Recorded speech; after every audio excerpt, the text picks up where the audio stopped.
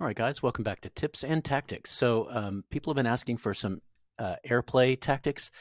So first and foremost, the easiest thing you can do is set a bomber to bomb somewhere, right? So I'm not even really going to worry about that. If you make your attack command on an enemy stack and you click, it's going to make, I think, 2 or 3 sorties, whatever, soirees. No. But anyway, it'll make a few attacks and then come and land back where it was. In the new mechanics, you will notice the cone. Once we get going here, the cone is just the area under which you can reposition, attack at a new place without having to go back to the base first. So it's just a kind of a cool way to, like every time you would just move over to a secondary attack, just a little bit over, your bomber would have to go all the way back to the base and then back over here. The cone kind of represents the area of fuel that you have to use because, of course, you could just bop over to another target and then return to base. So that's kind of what the cone is about. What I wanted to look at today was something that I was unsure of for a long, long time, and that was fighters. So one of the things that I would try to do with fighters is I would try to go ahead and patrol them in the region where bombers were and just try to make that happen. That never really worked. So here we got some bombers attacking an allied.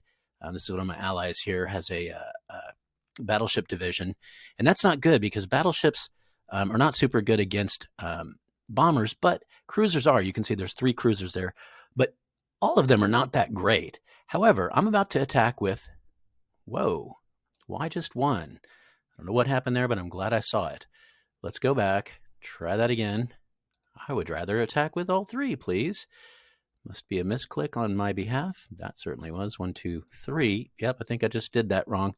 All right, so here's the deal. What you want to do is attack directly on the bomber. Click until you can see his icon and click directly on him. What that'll do is as he moves towards my bomber and then flies back, you can see his cone comes from this country, so he's flying out of here. My fighter, wherever he is, will find him. Now, the cool thing about this is my fighter brigade against air is pretty badass. My attack damage versus air is 12.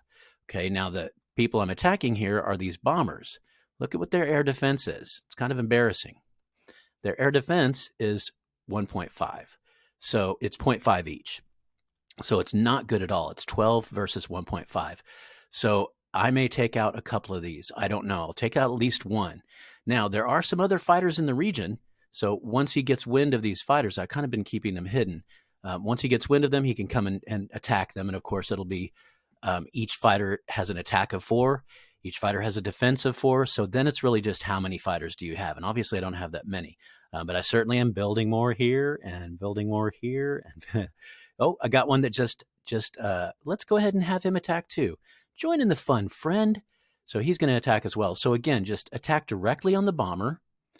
Now, if you've ever tried this with a land unit, like an infantry, you try to attack the bomber, what it's going to do is it's going to route you to the ground to where you could attack. And you say, well, wait a minute, it says air versus air. My ground unit, whatever it is, has, 0.2. I think infantry have 0.2 against air. Well, that's only in defense, right? So what that means is that air units fly down to attack you. And then once they fly down to attack you, in theory anyway, you're in range and you can attack back, right? And I'm not even sure if you can attack back versus bombers. They're so high up in the air, it doesn't make any sense at all. But certainly against fighters would have to swoop down and you get your defensive attacks. So only with fighters, possibly balloons, I've never tried it with balloons, but only with fighters can you click directly onto the bomber that you're attacking. And so I wish that I could pause this, but it's going to take me, 31. How long is it to take you to get there? 53. Yeah, I got to leave before these attacks land. So unfortunately, I'm not going to be able to give you the results of it. But I promise you that 12 against 1.5, I'm going to take out at least 1, maybe 2 of those bombers. It's really ugly when you can get good. And then keep it in mind too that single bomber.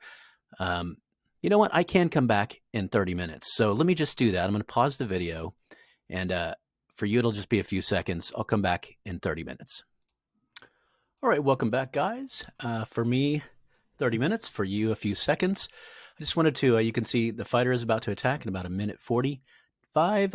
And so I wanted you to just look at the bomber here, just so we get an idea of the impact. This bomber is at 89% repair. Now you say repair. Wait a minute, that's morale.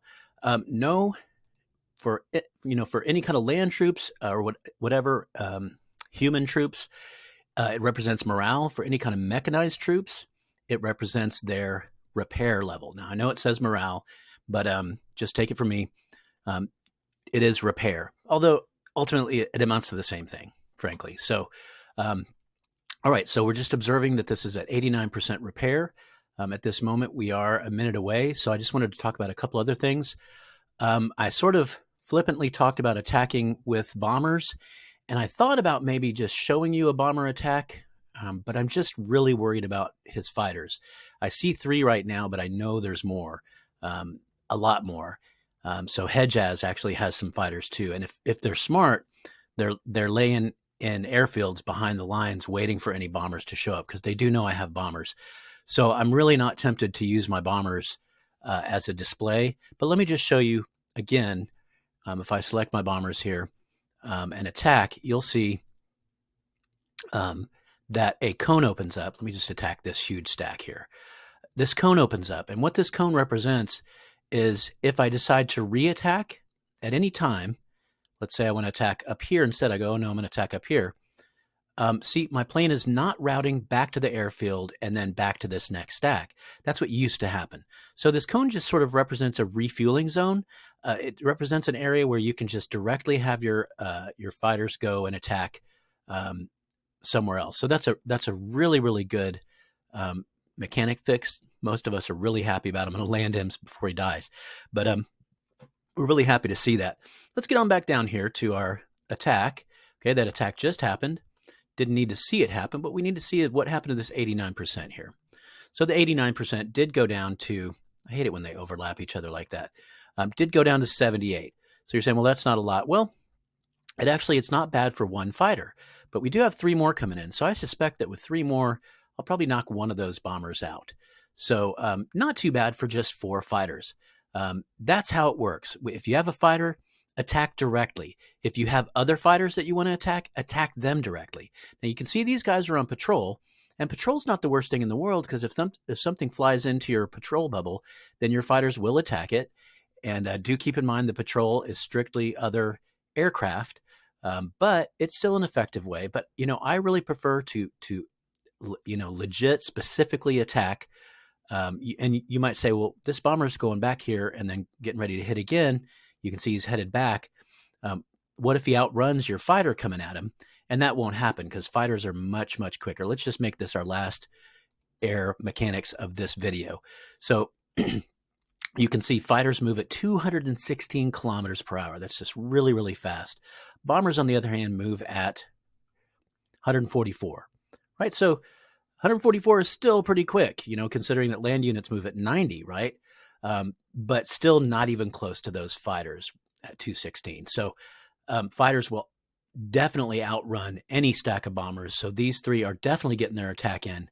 I'm going to go ahead and have this guy just head on back to the airfield and rest there. In fact, I'm going to have him head on back to the airfield where all my other guys are at. And this is going to work out really well because he will return to his original airfield and then back over here. And you might say, well, hold on. Why didn't he return?